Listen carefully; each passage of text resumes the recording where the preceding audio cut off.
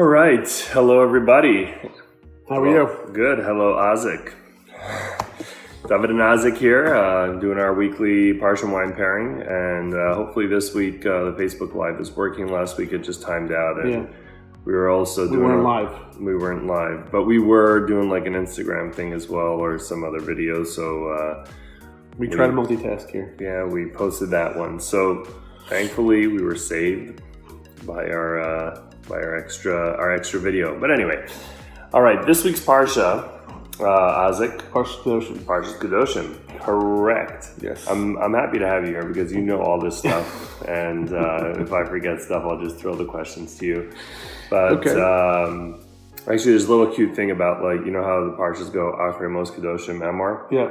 So there's a cute little joke about it that says Achrei Mos, after someone dies, Kedoshim Emor. They say how he or she was holy. Oh, nice. So it's like. I like that. I like the way it goes. Achrei Mos, Kedoshim Emor. Okay, but we're in the middle of those three. We're in Kedoshim. Correct. Sometimes it's together with Achrei Mos. Not this week, though. Not this week, not Which this is year. good because it's a little bit shorter now.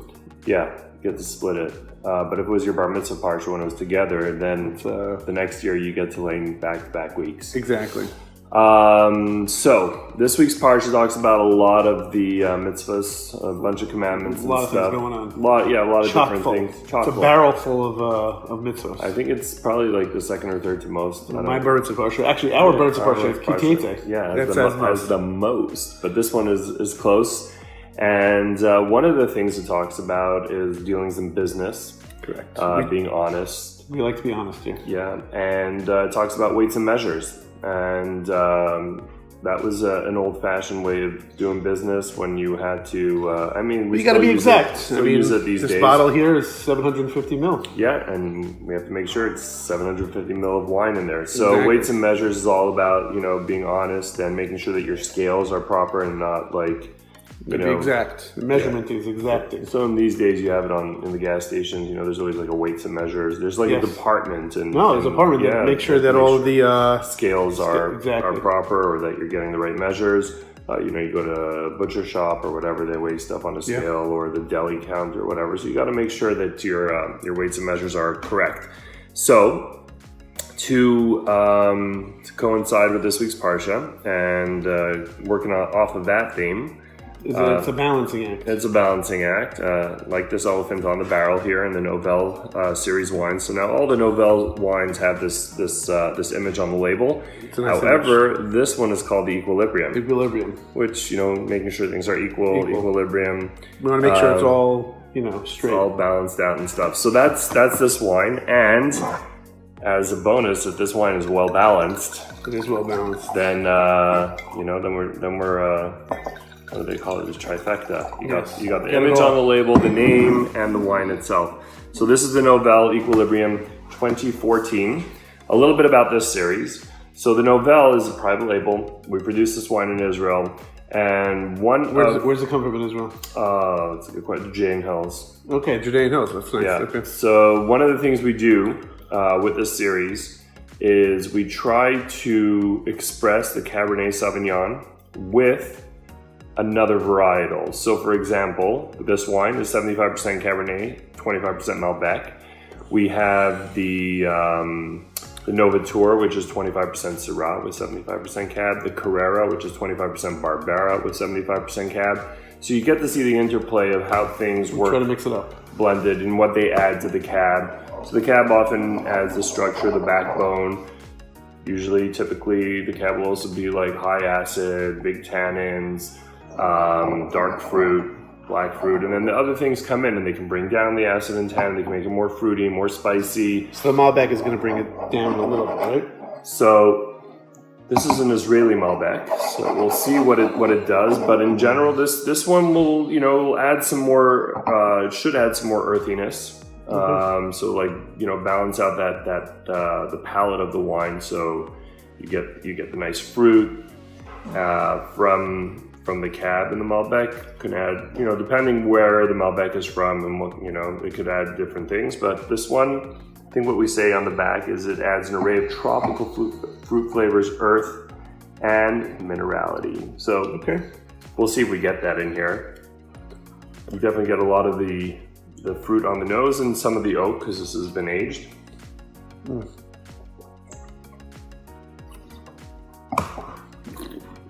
I definitely get that earthiness. Yeah, it's delicious actually. What are you going to drink this with?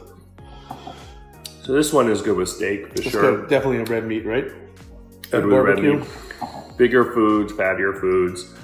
So I don't see the Malbec bringing it down at all in acid or even the alcohol content. It's very, I don't know what percent this is. Can you see from there? I think it's like 13 and a half, something like that? 15 and a half. Wow, okay. Now maybe my palate is tricking me and I'm thinking like this is high acid, but it could be the alcohol. Yeah, it definitely hits you. It definitely hits you.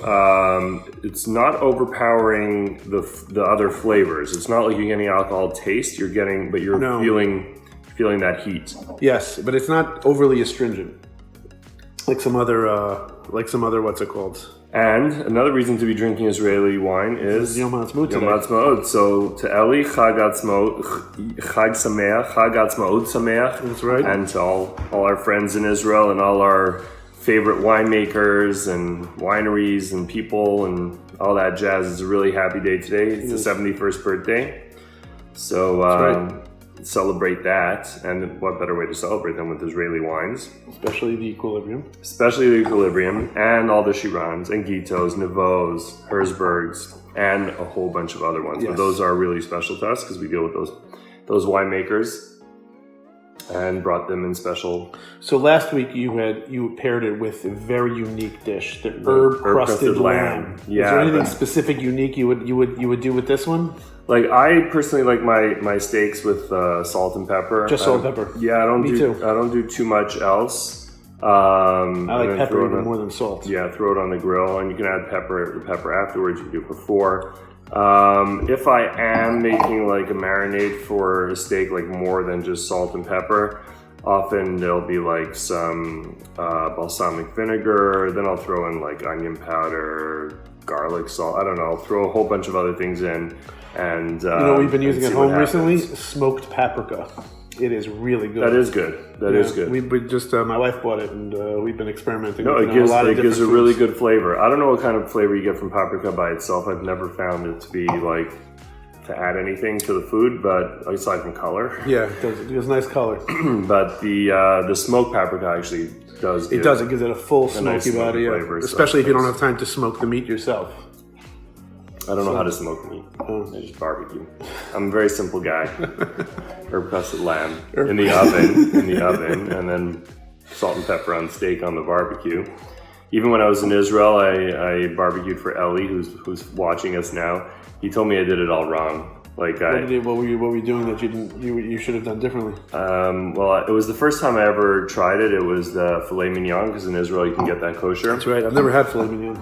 I've had it, and apparently I didn't do it right. I don't know what I did wrong, but anyway, he gave me some tips. I'll have to go back into my chat and see what they are. But next time I'm there, hopefully he'll take initiative. And actually, I think he did even last time. There was plenty of good meat to go around. All right, good. Did you have the right glasses? So that's another thing. Eli always tells us we drink out of the wrong glasses. But look, Eli, look at these glasses. These are the glasses you wanted. Now that you're not here, we have them. So when you come back, you can taste them, enjoy in the right them. Delicious wine. This is very representative of what a nice red Israeli wine with cab. Although there are other things going on from the Malbec. So, and it's mavushal. Yes. So you can serve it at a wedding, an event, and whatnot. And it's well priced also. What is the retail price on this? This is about $25. Yeah, it's a good price. It's very good. You get a lot of good value. You get a lot of wine for that money. We should probably charge a lot more because some wines of this quality sell for about $35. But listen, that's part of the reason of bringing in our own production is that we can cut down on the costs. Whatever you do is right. Okay, now next week's Parsha, Kedoshim, we will be trying. Look at that back-to-back private labels. This is another one of our productions, the Festa. These are sweet wines. Festa very sweet. Rosa and Moscato, fun summer wines. We featured one for Pesach, Torah Yes. reading. A little hint, some of that reading is coming up Yes, in next fact, week. this was the wine I used at my Seder. It's very easy drinking. Yeah, it's good. It's got a lower alcohol content than it's the like equilibrium. It's like 6, 5. I think it's 5%. Yeah, maybe. 5-6%. Yeah, So it gets you. It doesn't get you, a And heavy it's- head right after Kiddush. it doesn't, and it's very easy to drink, and it's sweet. So very, very fun wine. We'll be talking about that next week and why it pairs with the Parsha next week.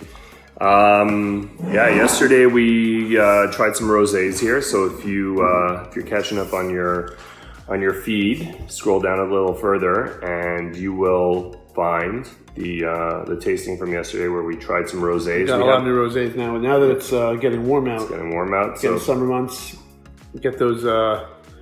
Get the rosés, and the rosés you drink them chilled, right? yeah, you got to drink them chilled. Next week Tuesday we'll be drinking some more rosés. So now I'm getting a lot of video time here. Every Thursday Parsha wine pairing. Every Tuesday for the next few weeks we'll do some rosés. Cool. When you have Wednesday Wisdom. Wednesday Wisdom, right, from Judaica.com. Judaica.com, which was posted on the Kosher Wine site yesterday. Oh, Kosher what? Wine, yes. That's yesterday. you videoed it on Kosher? Yeah, Or it went you live on we Kosher? went live on Kosherwine.com. Great. So now we're all that much wiser. Exactly, right. We But get only on Wednesdays. only on Wednesdays, right? Not on Thursdays. Not on Thursday. So we got like Tuesday, Wednesday, Thursday. It's good. Someone here is filling up their schedule. Exactly. So and we're happy to share this stuff with you. That's pretty much it. Otherwise, quieter months, the summer, time to enjoy, stock up on your cases. For sure, you have Memorial Day weekend coming up. You have Shavuos coming up. You have Lag Bomer coming up. A lot of things coming up. So, Well, and Yom Ha'atzmaut today. and Yom Ha'atzmaut today, you're going to need wine. Yeah, definitely going to need one. Yeah, so check it all out. Someone has a question? What's the question? No, the best grape wine. The best grape? Yeah, best grape wine. The best Grape wine. The best grape wine. That is a good question, and that will largely depend on your taste preference and budget.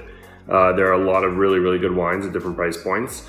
I would say Cabernet Sauvignon is probably the most popular grape Definitely- used, and definitely the most popular. definitely in kosher. The Guiteau New Rosé is amazing. Well, it depends, obviously, But- with the wine, like what you're, how heavy you want to go and what you want to drink it with. Right. It's really going to depend There's on. a lot of other factors. So it's hard to answer that question, but if you do call us, we have people who can ask you some other questions and come up with the wine that we feel Works for you. You'll enjoy the most. And I am looking forward to trying the Guiteau Rosé. I will have to go to Israel for that because we do not have it here. When we imported our wine, it wasn't available, but perhaps in 2019 we'll get that vintage if it's ready. So last year we had the Shiraz Rosé. This year we have the Herzberg Rosé, and maybe next year we'll do the Guiteau Rosé. The rosés are tricky because we try to get rid of all our rosés before the next season's vintage comes out. So Generally, they don't last that long. they're meant to drink within the year, from when they were harvested. Now, some other places produce rosés that can last longer, but in America, it's becoming the custom to drink them by the end of the year, early the following year. So, for example, now 2018, you want to drink them by the end of 2019 because they're released, around now. So you got all this year to drink them, and then some people will drink them into the beginning of 2020. And some people will stop like in October, November, like once it starts getting cold. So they'll drink them from the spring through the summer, and then and maybe a bit of the fall, and then they're done. But it really depends because some rosés can do better. Also, you have to think about Southern Hemisphere and Northern Hemisphere and when they were harvested because it's different months that they're harvested. And A lot goes into choosing the wine to drink. yeah, so it's really and some rosés are great one year, and the same producer it's different or it's not as good or Right. the next year. So these things have much more variability. That's why you should watch the taste testings where we taste them. That's why we're going through them. So on Tuesday we tried the Shiloh Rosé, Covenant Red Sea Rosé, and the Castel Rosé. We have a lot more to try. Watch week. that video, and next week we're gonna try a few more, until we're done with that. So, having said that, a lot to look forward to next week video-wise. Got rosés and Parsha wine, and maybe some other stuff, depending what comes up. Live from Kosherwine.com, it's David and Isaac, wishing you a good Shabbos, and see you next week.